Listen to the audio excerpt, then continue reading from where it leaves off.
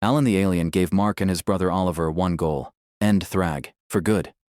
They were sent to Thraxa, Thrag's hideout. But when they arrived, nothing. No Thrag. No signs. Just silence and dust. Mark felt it. A pull. Something was calling from the mountains. A cave. Oliver and the locals begged him not to go. Mark went anyway. He barely stepped inside before, wham! Something yanked him down into the abyss. Oliver, something's pulling me down. Comms cut. Mark slammed into the ground. Dust clouded his vision. Then, light. A glowing, pulsing blue entity hovered above. Mark reached for it. Everything went white. He opened his eyes. On a toilet. Back on Earth. Back in his old house. He was a teenager again. Mark went through the motions. Breakfast, school prep. But his brain was racing. At school, Mark went straight to Eve. "I know who you are," he said. She didn't believe him. Until he listed every secret about the teen team. Names, powers, base location. Too specific to ignore. She brought him to the HQ. Rex Splode was there. Still dating Eve. Awkward.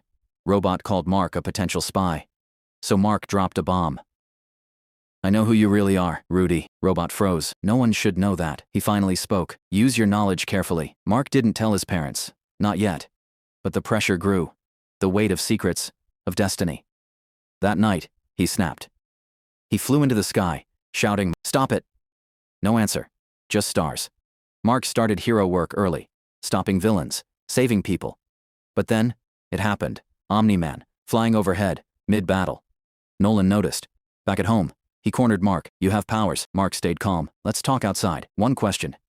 Do you love me and Mom? Nolan said yes, without hesitation. Then Mark said the words, "I know everything." He begged. "Please don't conquer Earth." Nolan's answer. A punch to the face. Goggles cracked. Blood spilled. "I am no traitor," Nolan screamed, pounding Mark into the ground. Mark didn't fight back. He begged him to stop. But Nolan wasn't listening. So Mark led him somewhere. The Guardians of the Globe were waiting. Mark told them everything. OMNI-MAN sneered. Then he did the unthinkable. He killed the immortal. Again. Just like before. Green Ghost phased through Nolan's organs. War Woman landed a devastating punch. OMNI-MAN collapsed. The monster was finally down. Cecil arrived and took him into custody. But something had changed. Mark visited his father in prison. Before Mark could speak, Nolan apologized. "You were right. I love this family more than the Empire." He admitted it all. If Mark hadn't stopped him, he would have murdered his own friends. Alan the alien returned. When Mark explained what happened, OMNI-MAN agreed to join the coalition. The timeline had changed. The future was different. Earth had its Viltrumite ally. Mark kept saving people. But something was off. At night, he stared into space. He missed them. His wife, his daughter, Tara.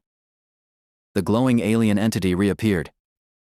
"You saved millions," it said. Mark didn't care. "I want my daughter, I want to go back." The entity hesitated, then relented. Mark woke up, in the cave. Panic hit. Did it work? He bolted into the sky, flying faster than ever. Back to his house. Adam Eve was there, shocked. "Where's Tara?" Mark asked, frantic. Tears streamed down. Joy, relief, pain. Because while it felt like weeks to him, 5 years had passed in the real world. He missed her first words. Her first steps. Her early life. Mark had saved the world. But time? Time doesn't forgive.